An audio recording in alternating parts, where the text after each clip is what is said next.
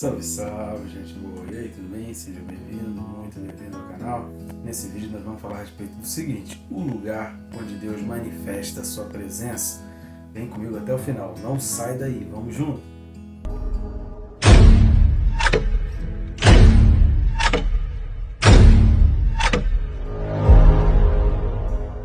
Só que antes deixa de se inscrever, peço sua ajuda aí para estar inscrito no canal, vamos aumentar o número de inscritos. Se você está assistindo esse vídeo e ainda não está inscrito, é bem rápido e fácil.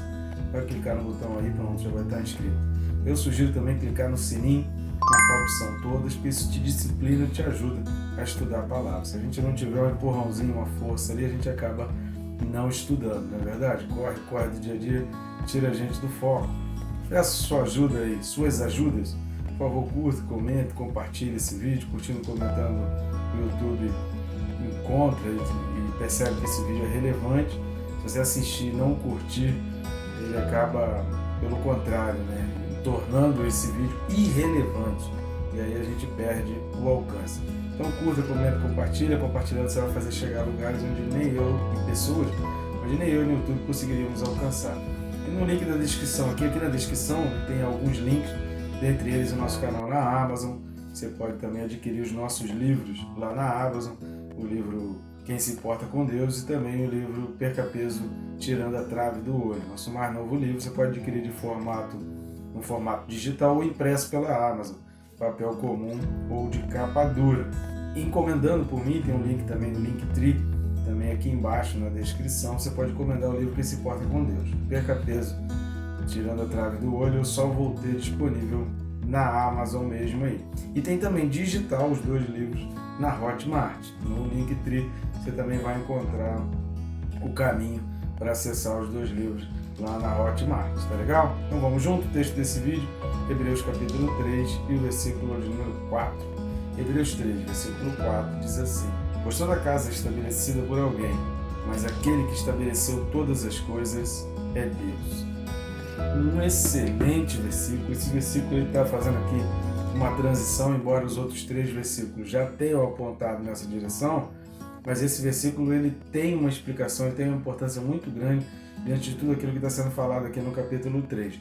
Porque nós temos um erro, e nós vamos ver aqui alguns pontos importantes a respeito desse versículo e qual o erro que a gente precisa evitar ao pensar a respeito de Deus. Então vamos lá, a primeira coisa que a gente aprende nesse texto aqui é exatamente o pois, ou portanto, que começa o versículo. Isso está fazendo ligação com o versículo anterior. Recomendo a você, se não assistiu, assistir o vídeo anterior para você entender mais sobre isso. Ou seja, esse pois aí, ele está fazendo referência ao estabelecimento da casa. O que ele fala no final do versículo 3, quanto maior honra do que a casa tem aquele que a estabeleceu, pois toda casa, ele está falando desse estabelecimento, é estabelecida por alguém.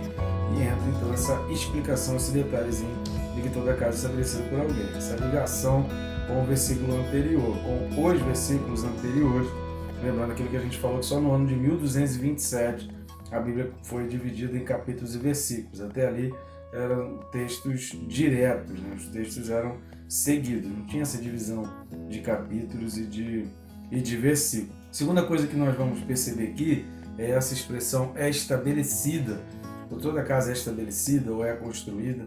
A palavra grega aqui ela vai servir tanto para preparar quanto para construir.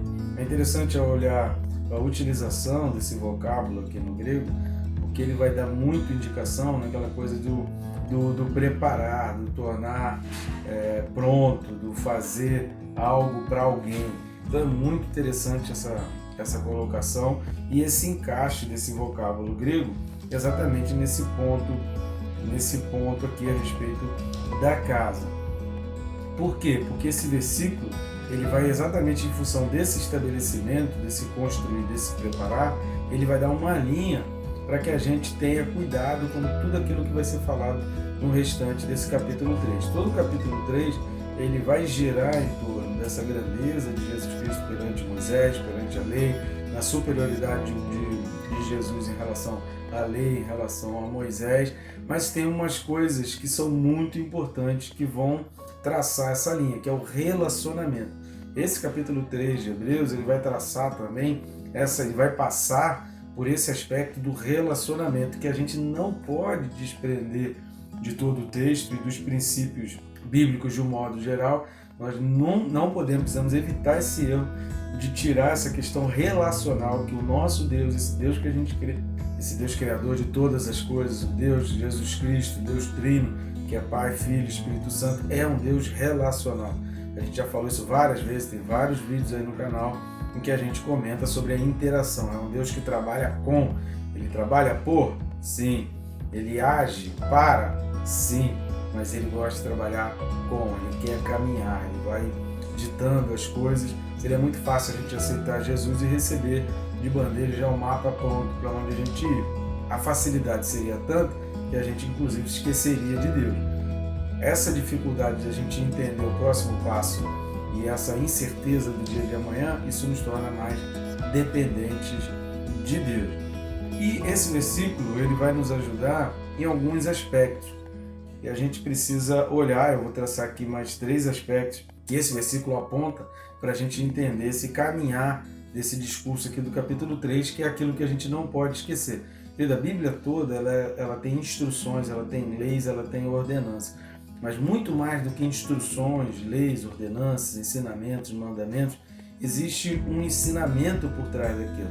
Eu vou lembrar, antes de falar os 3 pontos aqui rapidamente, só quando Jesus chega em Samaria, Jesus ele fala para os discípulos assim, ó, vai lá na cidade e traz algo para comer, traz algo para alimentar.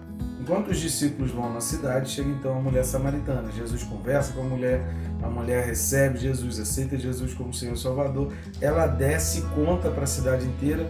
Em pouco tempo a cidade inteira está lá para querer saber quem é esse mestre, quem é esse profeta. Os discípulos foram na cidade, procuraram em vários estabelecimentos, compraram comida, rodaram pela cidade inteira e voltaram sem ninguém, sem falar de Jesus para ninguém. Eles não anunciaram Jesus para ninguém ali de Samaria. Pelo contrário, ficaram até com medo de relacionamento com pessoas ali. Ou seja, eles não entenderam a ordem de Jesus, eles não entenderam a instrução de Jesus por trás daquela ordem, por trás daquele pedido. A gente precisa entender que há uma instrução, que há um princípio bíblico por trás de cada versículo. Então, muito mais do que às vezes tentar citar versículo ou marcar versículo sobre determinado contexto, tenho visto muitas discussões aí a respeito de dízimos, a respeito de pastores, a respeito de liderança, e a gente precisa olhar a Bíblia não só procurando versículos ou procurando palavras na Bíblia, mas procurando princípios. Para a gente entender princípios, a gente precisa de vídeos como esse aqui que nos alertam para isso. Infelizmente, muita gente despreza esse tipo de ensino e acaba, às vezes, sendo enganado facilmente e até achando que, por ser oposição ao que vem sendo tradicionalmente pregado, ele está fazendo alguma coisa e falando. Meu Deus do céu, na internet a gente vê cada coisa aí falando, as pessoas não entendem o princípio. Mas vamos lá, quais os 3 aspectos importantes que esse versículo nos mostra? Esse versículo nos chama a atenção para nós não vermos Deus só como fazedor e construtor. Essa coisa de que ele estabeleceu a casa, de que ele construiu a casa, significado de fazedor, de construtor, traz muito aquele aspecto que a gente pesa sobre Deus, de que ele é só um fazedor de coisas, e a gente só sabe pedir coisas, faz isso, faz aquilo, e a gente chega ao ponto, às vezes, de até dar ordem para Deus, para que Deus tem que fazer, porque ele tem a obrigação de fazer. Esse versículo aqui, ele vai apontar exatamente no caminho de tudo aquilo que fala o capítulo 3. Capítulo 3 vai falar sobre a voz, hoje mesmo se ouvistes a voz, não endureçais o coração. Capítulo 3 está falando de relacionamento. Por isso essa fidelidade de Jesus e a comparação da fidelidade de Moisés, esse aspecto da fidelidade que está sendo trazido aqui em mais de um versículo. Por quê? Porque Deus é um Deus relacional. Muito mais do que vê-lo como alguém que faz coisa, que estabelece coisa, que constrói todas as coisas, é a gente vê-lo como um amigo, como alguém que quer se relacionar conosco, como alguém que quer ter uma história conosco. Então a presença de Deus é mais importante do que a casa estabelecida. Estão entendendo? E é exatamente o segundo aspecto que a gente vai observar. Quem estabelece uma casa faz com um objetivo. Ninguém estabelece uma casa sem um objetivo claro. Essa casa, o objetivo claro ao construir uma casa é estar na casa. Lembra que a gente viu no vídeo passado sobre Números 12, 7. Deus fala, minha casa, ou seja, ele não está construindo uma casa para outra pessoa e ele vai fugir, ele vai sumir dali, nunca mais vai aparecer naquela casa. Ele não é um empreiteiro. A gente precisa se dissociar disso. Deus não é um empreiteiro. Ele construiu uma casa para ele morar. A casa é minha e ele está convidando as pessoas para estar habitando junto. É isso que ele diz lá em Número 12, 7, que ele fala a respeito de Moisés, e nós vimos também no vídeo passado a respeito disso. É estar na casa. O objetivo é estar na casa. Vamos ver alguns versículos que a gente vai comentar a respeito disso para a gente entender melhor esse conceito do objetivo de quem constrói a casa é estar na casa.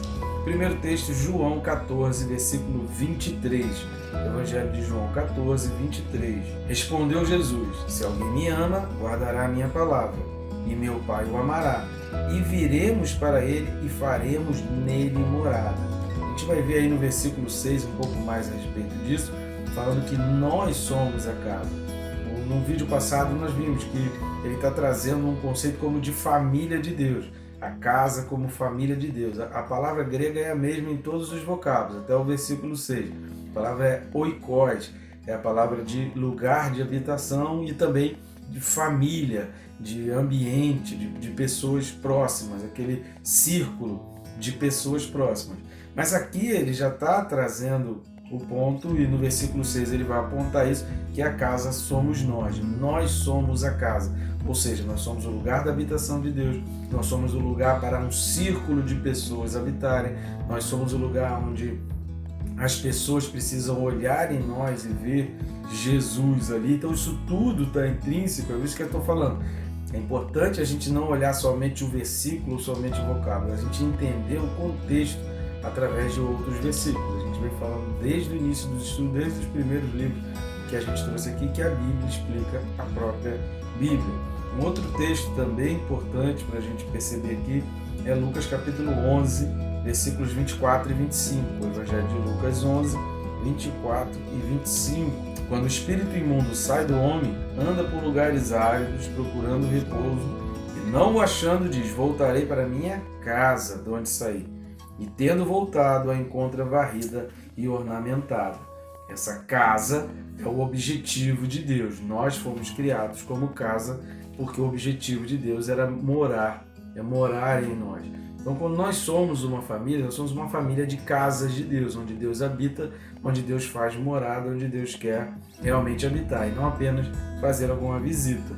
Um outro texto também importante para a gente entender isso é Efésios 2, 22. Repare que no 21, você dá uma lida aí, no 21 está falando de santuário dedicado ao Senhor. E no 22 fala, no qual também vós juntamente estáis sendo edificados para a habitação de Deus no Espírito. Isso aqui é muito importante para a gente entender.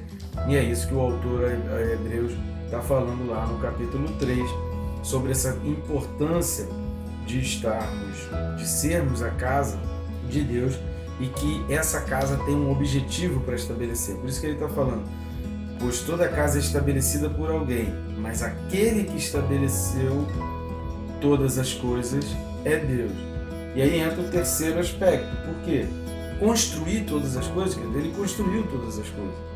Quem é o construtor, o criador dos céus, das estrelas, dos planetas, do sistema solar, da coisa mais complexa, mais simples, como um pássaro, uma ave, um inseto?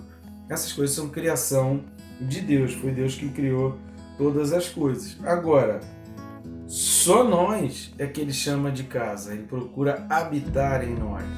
Ele não habita em templos feitos por mãos, ele não habita em todas as coisas. Deus não habita na natureza.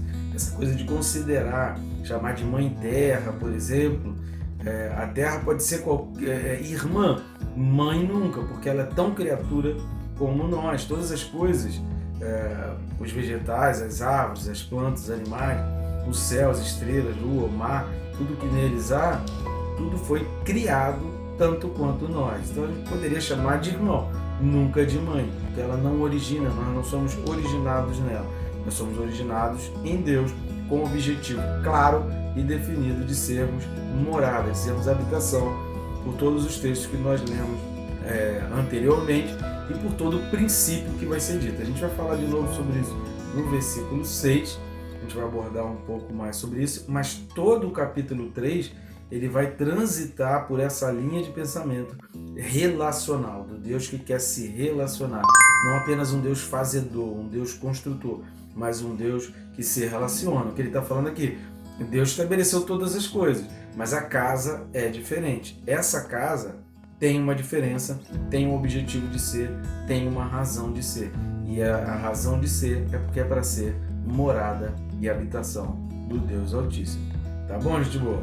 Que Deus te abençoe, rica e abundantemente.